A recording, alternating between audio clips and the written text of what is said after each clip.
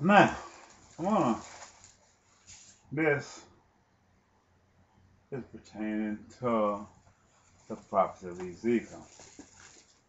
I decided to go back through this and create a chart far different than the one that I created first to show you uh, where God is going to get victory over this space shuttle. In other words, he tells you in a point of time that Jesus Christ is going to get victory over the United States of America and over the world through the range and the prophecy of this space shuttle. It don't matter what you say about Israel, God gonna bless them that bless Israel. No, you ain't. God is not gonna bless you because you bless Israel. Because the United States of America don't know how to bless people. If you don't believe it, you go to Habakkuk. He said he perceives of himself. He worked on it in his own interest. So what he fabricating lies to you and telling you that we helping Israel, they're not helping Israel. He's lying, pretending he's helping Israel. But his works perceives of only himself. He have to have the American interest in it. President George W. Bush spoke this so many times to the pity it messed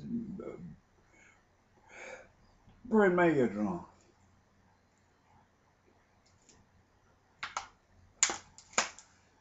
He said it's only in America's interest. So how are you gonna sit up and say you blessing Israel? You're not helping Israel if this man done said it from his own mouth that it's only American interest. And I said over again, who is America? Because it's not the black man. Because we came on slave ship. You know, excuse me. It's amazing about my ex-wife.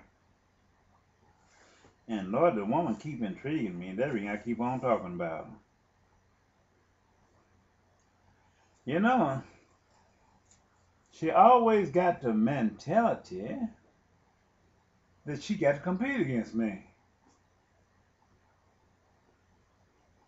Uh-uh.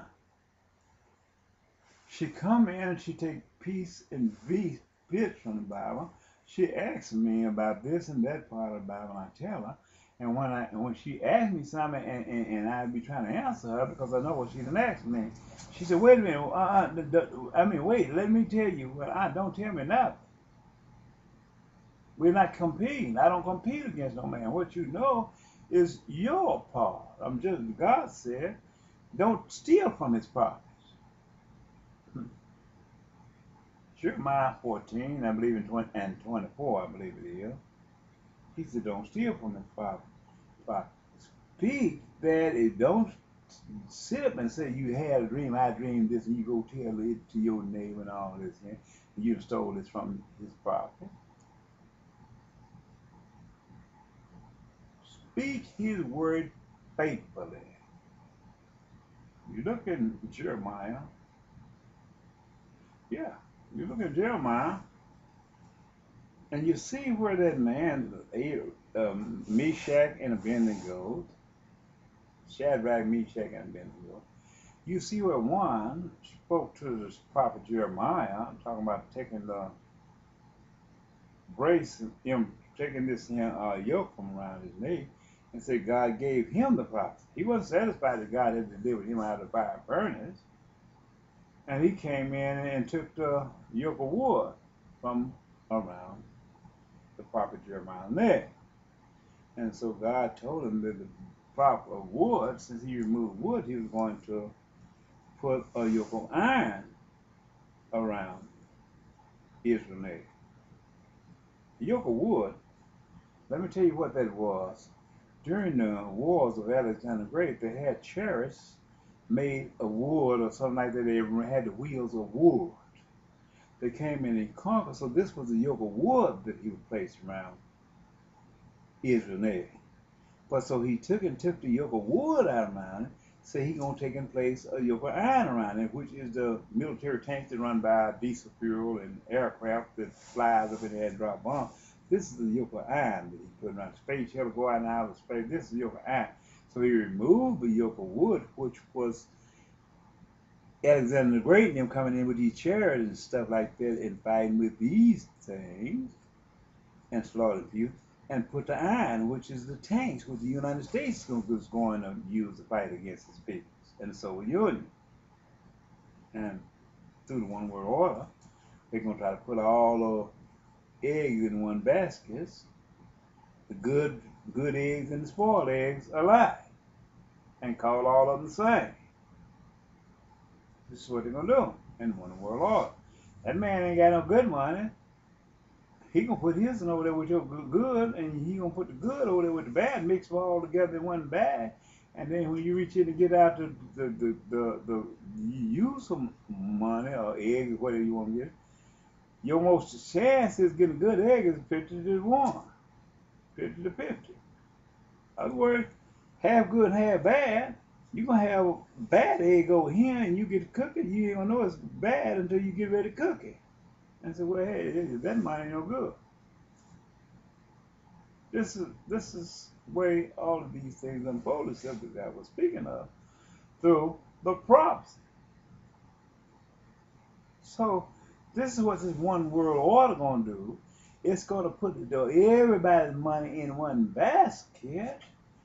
For that bad man don't have a natural resource, but he got a weapon that he gonna sit and be God over everybody else's money. And his money ain't no good. So God is going to have to destroy the money of every nation in order to get that bad man out of there. Everybody going to have to be poor. Everybody going to have to need food, and it's not going to have none. And if you don't have nothing to gain that food, there's no way you're going to sit and pull a gun on a man and tell him you go out there and plow that thing. You go raise the food and you bring it in, and I'm going to eat it. It ain't gonna happen.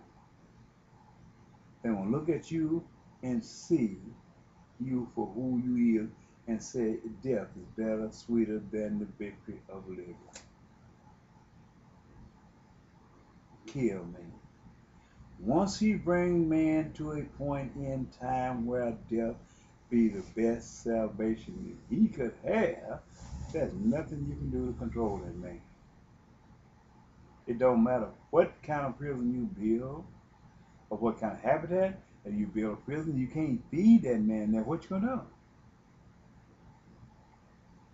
What man is gonna allow you to come and put him in your prison and you is home yourself and don't have nothing to eat? This is where we're living. This is where we're headed.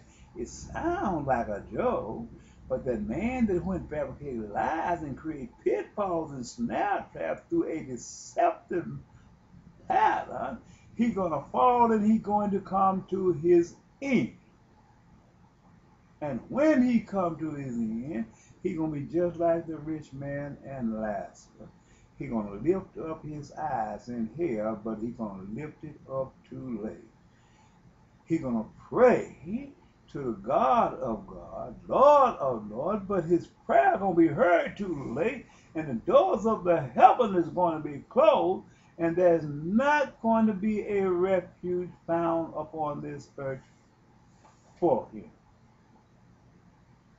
That's when he's going to lay down his life, and he's going to die just like the people that he killed and he murdered upon the face of this earth.